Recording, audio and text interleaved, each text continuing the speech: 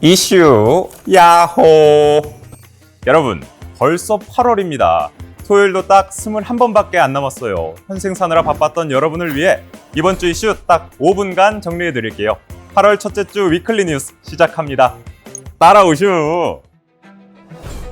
요즘 부동산 이슈 시끄럽죠? 2026년 세제 개편안이 발표됐습니다. 내 집에서 쭉 살면 세금 줄여주고 다주택자들은 세금 부담이 늘어났다는데요.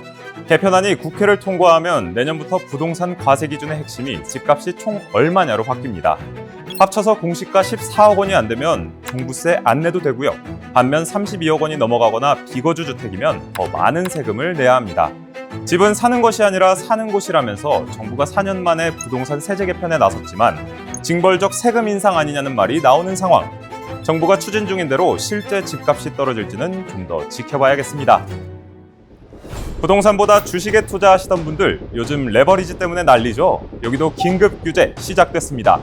5월엔 해외로 빠져나가는 돈을 잡겠다고 삼전닉스 레버리지 ETF 상장을 일사천리로 승인해준 정부. 근데 그 후로 코스피 폭락했죠. 손실 커졌죠. 급한 불 끄려고 투자 제한하면서 태세 전환에 나섰습니다. 앞서 ETF의 기본 예탁금을 현금 3천만 원으로 올려서 거래량이 뚝 떨어졌었는데 이번에는 정부가 필요할 때 레버리지 대여를 낮추거나 거래를 정지시키는 긴급 조치권까지 도입한대요. 즉 이익률이 2배짜리인 화끈한 상품을 샀는데 정부 조치로 하루아침에 1.1배짜리가 된다거나 아예 거래가 묶일 수도 있다는 거죠. 먼저 판 깔아놓고 이젠 규제하겠다니 정부가 국장을 도박판으로 만들었다는 말도 있던데 여러분은 어떻게 생각하시나요? 검찰청도 새로운 판에 접어들었습니다. 검사의 직접 보안 수사권이 폐지됐는데요. 보안 수사권은 검사가 직접 피해자를 추가 조사하는 권한입니다. 이 권한을 없애면서 오는 10월 2일 78년 역사의 검찰청은 문을 닫습니다.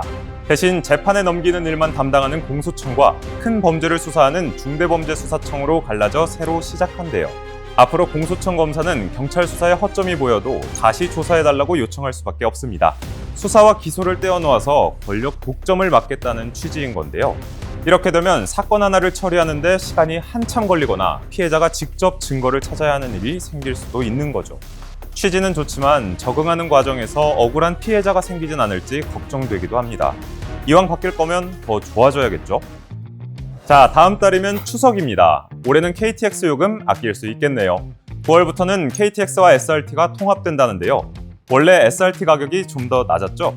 그 가격으로 KTX를 탈 수 있게 됩니다. 3년간은 10% 저렴한 가격으로 탈 수 있고 좌석도 주중엔 15,000석, 주말엔 17,000석 이상 늘어난다고 합니다.